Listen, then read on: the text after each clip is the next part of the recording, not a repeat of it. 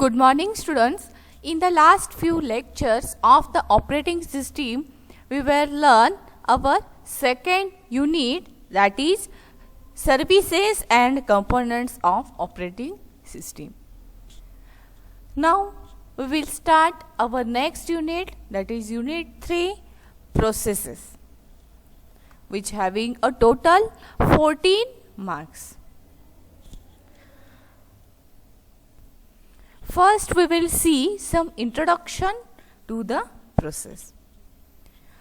In earlier days, computer systems used to run single program at a time.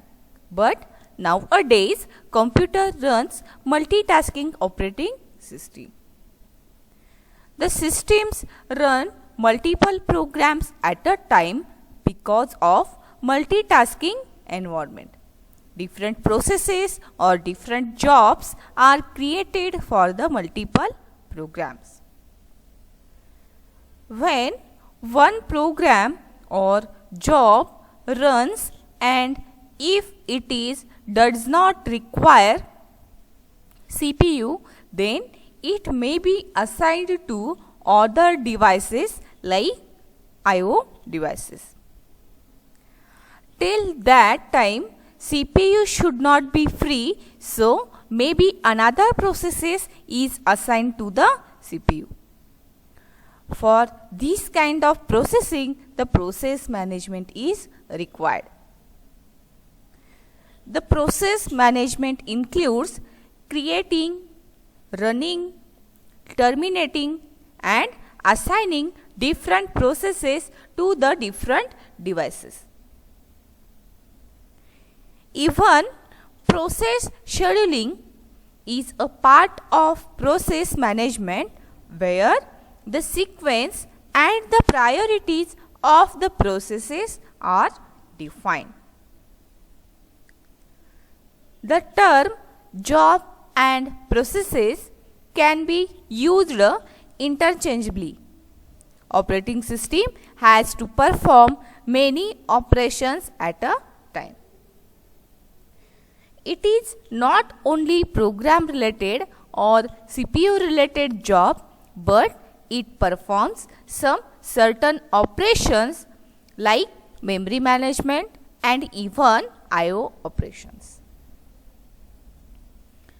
Multi-programming systems explicitly allow multiple processes to exist at any given time, where only one process is using the CPU at any given moment, while the remaining processes are performing I/O or they are waiting.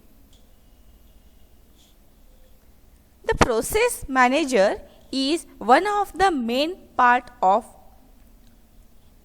the operating system. It implements the process abstraction. The process abstraction hides the complexity of the processes from the user. It does this by creating a model for the way the processes uses CPU and any system resources. The major reason of complexity of the operating system is the need for multiple processes to share the hardware at a time. As a consequence of this goal, the process manager implements CPU sharing, that is CPU scheduling, processes synchronization mechanisms and a deadlock strategy. In addition, the process manager implements part of the operating system's protection and security.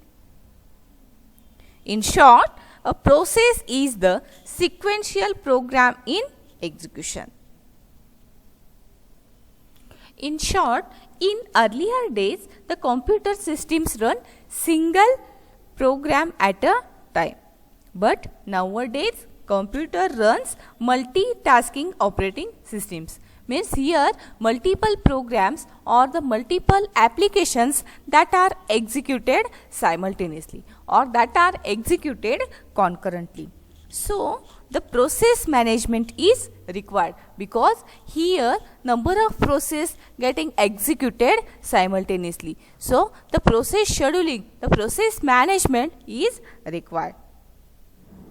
And that process management includes creating a new process, running a particular process, terminating a process, and assigning a different processes to a particular input-output device. The process management also assigns some priorities to the process, and according to that priorities, the processes are getting executed in our processor. The process manager is the main component of our computer system which manages all the processes. The process manager is also responsible for CPU sharing, process scheduling means process synchronization mechanism, etc. And in short, the process means program in execution. In this unit, we mainly discussed about the points like process concept, process scheduling, operations on process, inter-process communication, threads and multi-threading. These all concepts we will study in this unit. Let's start with our unit. First concept is the process concept. In this point, we will see what is an exactly process is. How the process is defined. The process is nothing but a program in execution. For example, when we write a program in C or C++ and compile it, then the compiler creates a binary code. The original code and binary code are both programs. When we actually run the binary code, then it becomes a process.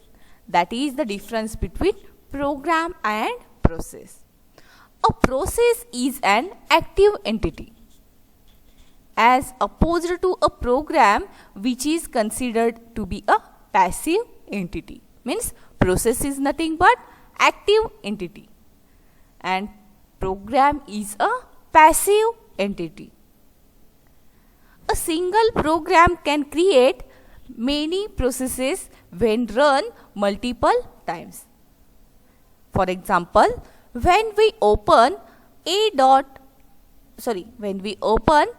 exe or binary file multiple times, then multiple instances begin. Means multiple processes are created in this situation. In short, the program and process both are the different process. Program is a passive entity and process is an active entity. And process is nothing but program in execution. Means when we execute any C or CPP program, then at that time processes are created. And the C or that C++ program file is called as a program. And when we execute that particular program, then different processes are going to be executed in our processor. In the task manager, you can see the number of processes that are going to be executed in your CPU. That are the process. Processes are program in execution. Process is one of the part of that particular program. Process is the program in execution. This is a typical definition of a process. A process does not mean only a program, but it should contain some part called as text section. it may contain the current activity represented by the value of the program counter and the contents of the CPU register. The main difference between a program and process is that program is user written and process is generated by the operating system to run small part of that particular program. The program is converted into different processes to execute by the CPU. Multiple processes represent a program at the same time of the execution. Process is also referred as an active entity. A program cannot be directly referred as a process. For example, a file contains the instructions or commands given to the machine. This file is present on a disk. The file is called as executable file. It cannot be directly said that this executable file is a process. In case when executable file gets loaded into memory and start executing instruction one by one using program counter, then it can be called as a process. Two common techniques to run executable files, that are, in the first technique, double clicking on the file name and run it. When you want to run any executable file, then two techniques are commonly used. In the first technique, you double click on the file name and execute that particular file. And in the second technique, run it on command prompt by inputting its name. By entering the executable file name, you can run that particular file from the command prompt. There could be two processes associated with the same program. But remember that these two processes are treated as two processes. This may happen that user may run multiple copies of some program at a time. For example, one user may load multiple copies of web browser or email at a time. Though the program is same, its different copies will be created. For all these copies, different processes will be created into the memory. Processes created are same,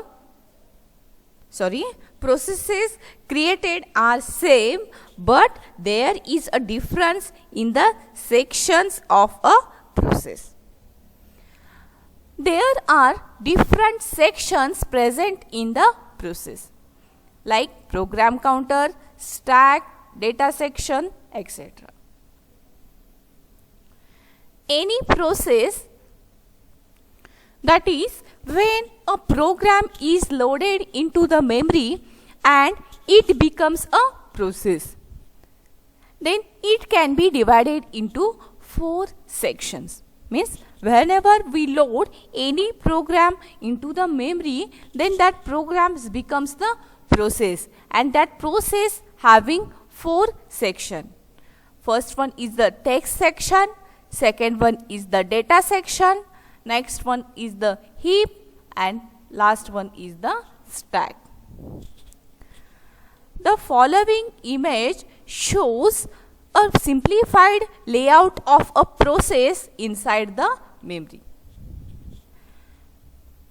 First, stack section. The process stack contains the temporary data such as method or function parameters return values and local variables.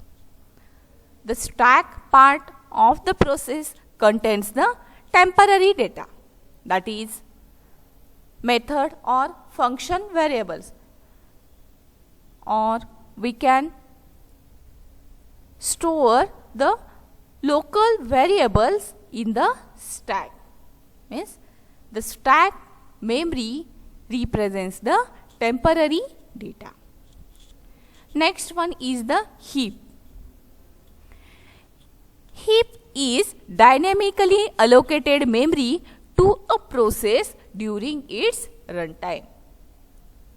Sometimes it is necessary to use dynamic memory location while executing a program. The heap is a part which is used for dynamic memory allocation. At the runtime, we can allocate the memory for the program by using heap part. Next part is the data. This section contains the global and static variables. In the data part, we can store the global and static variables. And last one is the text part. This includes the current activity represented by the value of program counter and the contents of the processor's register. We know that a process doesn't mean only a program, but it should contain some part of called as text section. It may contain the current activity that is represented by the value of program counter and the contents of CPU register. These are the 4 parts included in the process, that are stack, heap, data and text.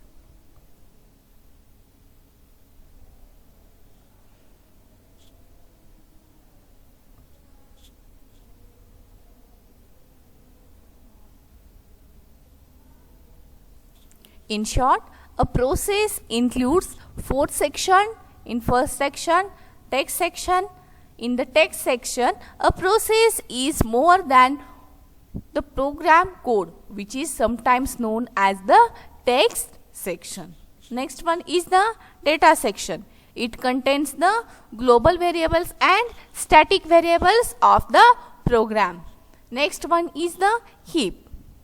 Heap is used for dynamic memory allocation and it is managed via system calls like new, malloc, etc. By using these system calls, we can allocate the memory at the runtime.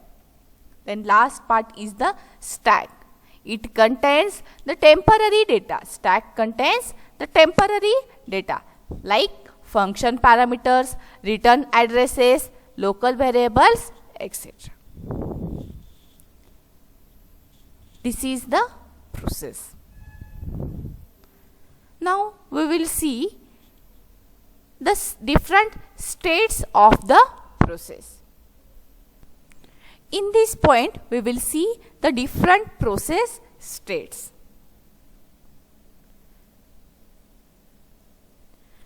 As the process runs, it changes its states. Whenever the processes are going to be executed, then that processes changes its states. Processes states are the different stages through which it passes. The processes states are nothing but the different stages. Within that stages, the process is passed, or processes are passed through that stages. The state of a process is defined in part by the current activity of that process. During the lifespan of a process, its execution status may be in one of these stages. Means whenever the processes are going to be executed, then the process is within that one of the process state. That process is present in that particular state. Means during the lifespan of a process, its execution status may be one of these shown process. That means whenever the processes are executed in a memory, then process is within a particular state. In general, a process can have one of the following 5 states at a time. First one is the new state. First state of the process is new state. This is also called as start state. The process is being created here. Here in the new state, the process is being created. A new process is created here. Means this is the initial state when a process is first started or first created. Then next one is the ready state. The process is in memory and will be assigned to the CPU. The process is in memory and will be assigned to the CPU. In the ready state, the process is waiting to be assigned to a processor. Ready processes are waiting to have the processor allocated to them by the operating system so that they can run. Process may come into this state after start state or while running it by but interrupted by the scheduler to assign CPU to the some other process. The process will come into this ready state by the two conditions. If any other running process in the CPU, that process occur any interrupt within that particular execution, then that running process may come into this ready state. Or if some running process require some input output device, so that this process is going to into waiting process, and after completion of that particular input output device, that process again comes into the ready state. Means in the ready state, there are two conditions. Because of that two conditions, the processes are coming into this stage. Means after creating a new process, that new process comes into the ready state for the execution. Otherwise, if any running process is interrupted because of any reason, so that the running process may be come into the ready state. Next one is the running state. Next stage is the next state is the running state. Once the process has been assigned to a processor by the operating system scheduler, then the process state is set to running and the processor executes its instruction. That is, the process is currently running and has a control of CPU. That processes are present in this running state. The next one is the waiting state. The processes moves into the waiting state if it needs to wait for a resource, such as waiting for user input or waiting for a file to become available. In this waiting state, the processes that are currently able to run but must wait until a CPU becomes available or maybe input-output device available. In this waiting state, the number of processes are there. They are waiting for some input-output device or waiting for CPU becomes free. And the last stage of the process is terminated. This state, the process has finished its execution. That means once the process finishes its execution or it is terminated by the operating system, it is moved to terminated state where it waits to be removed from the memory. These are the different process states. The short description of the process states is given here.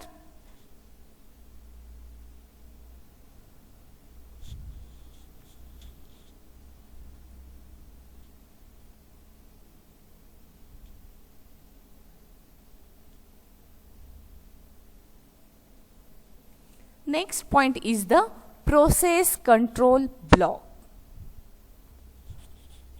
Operating system executes programs as a different processes. As processes runs, it is necessary to keep certain details related to the process. If operating system supports multi-programming, then it is necessary to keep track of all the processes. For each process, its PCB is used to track the process execution status. Each process is represented in the operating system by a process control block, that is PCB. The process control block is also called as task control block. And a PCB is shown in this figure.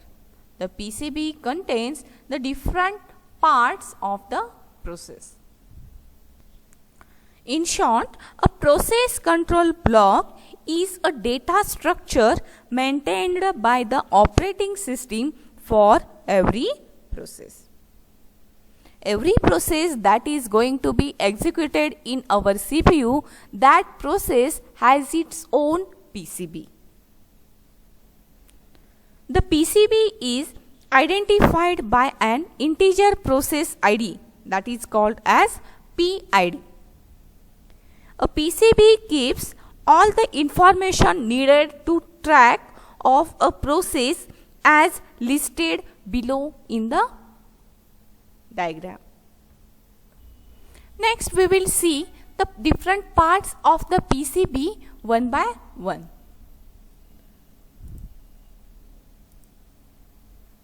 PCB contains many pieces of information associated with a process. These including, first one is the process state. The state may be new, ready, running, waiting, halted, or so on. We have already discussed this in earlier section. The process state could be one of these, that is new, ready, running, waiting, or terminated. The process state represents the state of a process.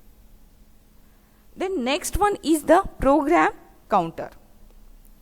The counter indicates the address of the next instruction to be executed for this process. That means the program counter is used to indicate the address of the next instruction which is going to be get executed for the same process. Next part is the CPU registers. The registers vary in number and type. Depending on the computer architecture, they include accumulators, index registers, stack pointers and general purpose registers.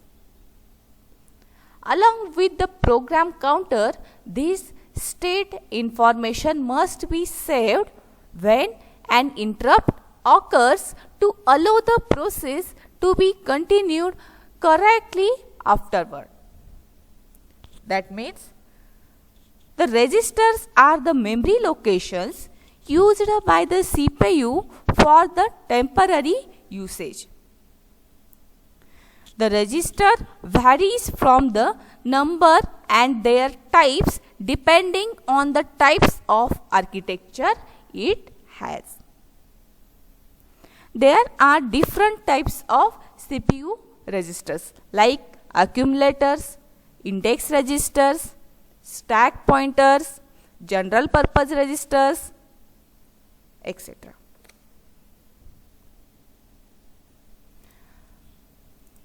Next part is the CPU scheduling information.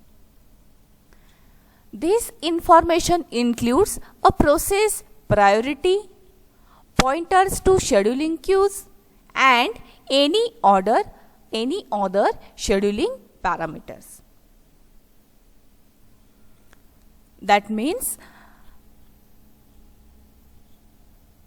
the process priority and other scheduling information which is required to schedule the process is stored into the CPU scheduling information of the PCB. Next one is the memory management information. Next part of the PCB is the memory management information. This information may include such information as the value of the base and limit registers, the page tables or the segment tables depending on the memory system used by the operating system. That means memory management information includes value of base and limit of registers, the page table and the segment table. And these tables are memory management related information. And this information varies from one operating system to another operating system. Means memory management information can be changed according to the operating system which is used by the user. Next one is the accounting information. Next part of the PCB is the accounting information. This information includes the amount of CPU and real time used, that is time limits, account numbers, job or process numbers and so on. That means accounting information includes the amount of CPU used for the process execution, time limits and execution ID, etc. Accounting means what? Calculation. Here the process execution calculation is done. That means the process uses how much amount of CPU, how much time is used for the execution, what is the execution ID. These all type of information is stored in the accounting information section of the PCB. And next one is the I/O status information. This information includes the list of I/O devices allocated to the process or a list of open files. IO status information. Part of IO status information, this part of the PCB stores the information, includes list of different input output devices allocated to the different processes, and it also shows the information of open files in the operating system. In short, process control block PCB is a collection of information related to a process which changes time to time. The PCB is maintained for a process throughout its lifetime and is deleted once the process terminates. This is all about the concept of PCB. In today's lecture, we were seeing that what is the exactly process is, what parts consist in every process, and what are the different process states, and after that we were seeing that PCB, that means process control block. What are the different sections present in the process control block? That were seen in today's lecture. Okay, thank you.